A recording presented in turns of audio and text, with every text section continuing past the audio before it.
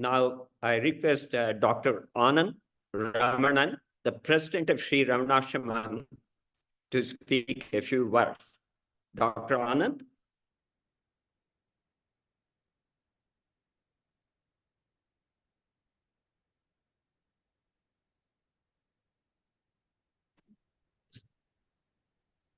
Antaryasya bahir vidutatimiram jyotirmayam sasvatam sthanam prapya virajate vinamatam agyana unmulayat pashyan vishwabhujita mullasati yo vishvasya pare paraha tasmai shri ramanaya lokagurave sukhasya hantre namaha. Dear brothers, sisters and children in Sri Bhagavan, and what an Advent day we have had so far and we are having. My salutations to all the participants, the organizers of each satsang group, the individual devotees, especially the children. Friends, Bhagavan truly lives through all of us. Advent Day holds a special place in the spiritual calendar of the devotees of Sri Bhagavan, as it marks the day when the young boy of 16 became the sage for ages, for eternity. This is the day that symbolizes the beginning of a spiritual renaissance, a direct path to realization through self-enquiry was born. Bhagavan often has said that Arunachala and the self are one and the same. For his devotees, Arunachala represents a silent, ever-present awareness that Bhagavan thought was our true nature. Advent Day marks the moment when this connection between Ramana and Arunachala was fully established. The day the union was created, the union that was central to his teachings. Arunachala became thus a spiritual beacon, yet again, drawing seekers of truth from all over the world.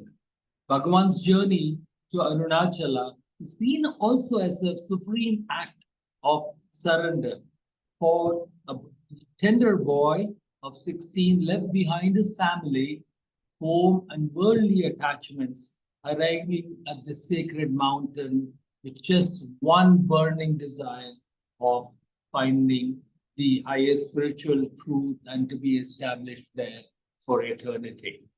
This act of total renunciation and surrender to the divine is a key aspect of all his teachings. Over the decades, countless people came during his lifetime to sit in his presence, and even more multiplied several times to this day, not merely drawn by his words, but by the ever-present silent transmission of peace and self-realization that radiates from that divine peace. His silent teachings, which points directly to the truth of the self, are but the highest form of divine grace ever shown on mankind. It's the highest form of divine grace showered on mankind by gods. Advent Day, friends, is not just a day of historical significance, but a living celebration for his, where we acknowledge Bhagavan's presence, teachings, and grace that continues to flow eternally in the foothills of Arunachala at his ashram. It is a reminder of the transformative power of self-enquiry, surrender, and ever-present reality of the self. Friends, in the next few minutes, I would also try to explain why an existential crisis is brewing silently and all over the world, especially amongst the young, and why Bhagavan's teachings are the only true solution to this challenge. One of the pleasant duties of being the ashram president is being able to be participating with IIT Delhi students. These are some of the brightest minds, some of the engineering highest, the world ranks engineering school, young children, young youth with highest future ahead of them. But a council, a National Resource Center for Value Education in engineering colleges was created by the bright minds in the IIT because they found increasing incidents of isolation and unhappiness amongst the students with increasing suicides. So through this NRCVEE, we have been able to teach Bhagavan's teachings of Who Am I? And glad to say what started with in a class of 60 with 28 students, the first course every 6 months is now getting 150 applications for 60 students. Now, this form of isolation and sadness is what we medical doctors see in the medical condition of diabetes, where there is starvation of individual cells amidst plenty of glucose flowing around. There is no way of this happiness to enter the cells, and that is the problem of diabetes, and that's one of the problems these days amidst material prosperity. And suppose that with its happiness, these children are feeling isolated and unhappy. This is akin to this, even the neuroscience, what they have recognized the problem of the concept of constructivism, this, especially the social constructivism. This is the research neurosciences these days. What this is that there is no correlation with the external world and the internal perception, the internal reality in each individual. So it is akin to 8 billion people experiencing the same reality 8 billion different ways. So it is to boil down, this is not a new problem. This is a problem that Vedanta and Upanishads have recognized even in time immemorial, and they, through the path of Advaita, have suggested and have dealt in this problem and suggested solution. And through Bhagavan's teachings, I feel is the way, true solution to this. So the construct of the mind and the path of self-enquiry in Bhagavan's teachings. Friends, the nature of reality has been a central question in many spiritual traditions, especially in the Sanatana Dharma, the Upanishad and Advaitic school of thought. Self-enquiry is a means to dissolve the constructs of the mind and realize the true nature of the self, which is pure, unchanging, and beyond dualities. Bhagavan's teachings offer the practical roadmap to understanding how the mind creates the false sense of reality and how this false reality can be dismantled through direct inquiry into the nature of self. What we call reality is often not the ultimate reality, but is a construct constructed, created by the mind. The mind, with its ceaseless thought and desires, projects a world of duality and multiplicity, constantly reinforcing a sense of separateness from others and from the world.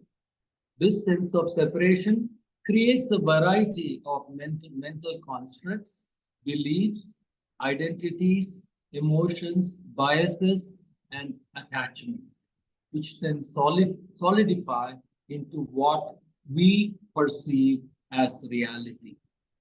Anything that we take in is colored, but our perception of the world with our inherent biases.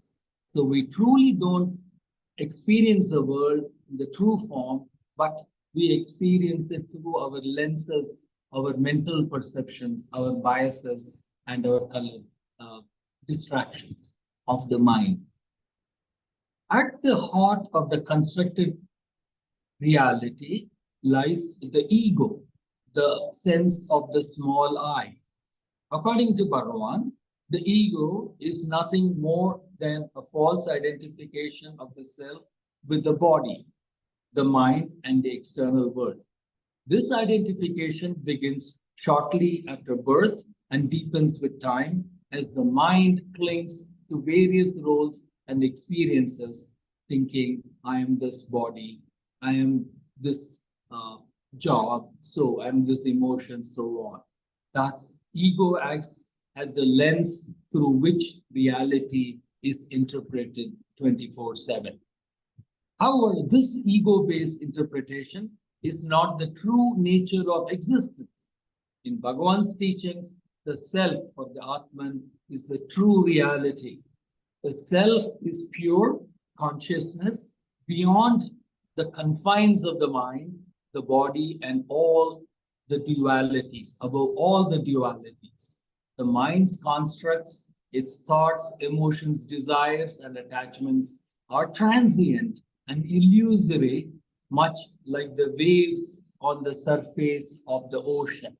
The ocean, in this analogy of Vedanta, represents the true self, while the waves are the temporary disturbances that obscure our recognition of it. Bhagavan taught us that the mind, through its constant activity, creates the illusion of reality, which is referred to Maya in Advaita, Vedanta. Maya is the power of illusion that causes the one undivided reality, the self, to appear as many, thus giving rise to experience of the world as separate objects, events, and individuals. Through mind's filtering and conditioning, through its biases, we perceive the world as fragmented and separate from ourselves, leading to suffering, false attachment, and ignorance and unhappiness. This ignorance, known as avidya, and it is the root cause of all suffering. The mind, which operates through the concepts of time, space, and causality, reinforces this ignorance by creating a distorted version of reality. As we become more and more identified with the body and the mind, we distance ourselves from the experience of a true non-dual self. Bhagavan used the analogy of the dream to explain the illusory nature of the mind constructs. Just as in a dream, the mind creates an entire world with people, place, and events, which seem real while we are asleep. So too does the mind create the world during the wakeful experience. Upon waking from the dream, we realize that experience that we experienced in the dream was nothing but a projection of the mind. Similarly, the waking world, though appearing real, is nothing but a projection of this distorted mind. The true awakening, according to Bhagavan, is a recognition that self alone is real and eternal, while the world and the mind are transitory and illusory. As Bhagavan says, the world is not false, but the world plus the self is true. The world minus the self is false. Self-enquiry is the true method to dissolve all these mental constructs. The path of self-enquiry, Atma Vichara, is central to Bhagavan's teachings. It is the direct means by which the mind's constructs are dismantled and the true nature of the self is realized. The essence of self-enquiry is, of course, to ask the fundamental question, who am I and whence am I? This inquiry is not an intellectual exercise, but one of deep inward investigation into the self, into the source of the false ego, and the mind's constructs. And as Bhagavan assures us, once we start making this inquiry, the mind will vanish like the imposter of its own accord. Bhagavan emphasized that the I thought or the ego is the root of all other thoughts. It is the first thought that arises upon awakening and the last to dissolve before sleep. All other thoughts depend on the existence of this I thought, and it's nothing but a fleeting mental construct. When the attention is turned inwards and the question, who am I or whence am I, is asked with sincerity, the mind's activity initially begins to slow down and the false identification begins to slowly disappear. What remains when all thoughts and mental constructs are stripped away is pure awareness and conscious of the true self. And that's when true happiness becomes permanent. Bhagavan taught us that when the ego is destroyed, the mind ceases to project its illusory constructs and the self shines forth in its true natural brilliance. This state is taught self-realization or moksha, liberation from the cycle of birth and death and of samsara and the cessation of suffering. In this state, one recognizes that the self is not separate from the world, but is the substratum of all the worldly existence, all existence. The apparent multiplicity of the world is seen for what it is, nothing but an illusion superimposed on the one and indivisible reality. The destruction of the ego is not a violent act, but a natural act of dissolution that occurs through sustained self-enquiry. It is a state of happiness. This dissolution, I cannot think of any other state of dissolution or destruction that happens with happiness, but except this one. As the attention is repeatedly turned inwards towards the source of I thought, the mind's tendency to create construct weakens and false sense of individuality fades away. And what remains is the eternal self. Friends, the practical application of self-enquiry, very shortly, because this can be a talk for eternity. But while Bhagavan's teachings are deeply practical and accessible to everyone who sincerely desires to know the truth, self-enquiry does not require rituals, external disciplines, or adherence to any dogma. It simply requires a continuous inward questioning of the ego's assumptions and persistent turning of the attention towards the self. And as some senior devotees assure us, this is initially what is required. Later on, by discipline, one automatically turns inwards, even just on raising up, and resides in the power of the Hridaya. Practical terms, self-enquiry helps to dissolve the constructs of fear, attachment, loneliness, and suffering that arise from the identification with the ego and its tendency to just concentrate on the one individual on the individual I. As one continues to inquire, the mind's restlessness decreases with a growing sense of inner peace and freedom. Eventually, the distinction between the self and the world dissolves, and one experiences the world just as a reflection of the self. This is the state of jnana or wisdom, where there is no separation between the subject, object, and the act of knowing the object. So friends, in conclusion, Bhagavan's teachings offer a profound insight into the nature of reality and the role of the mind in creating illusion.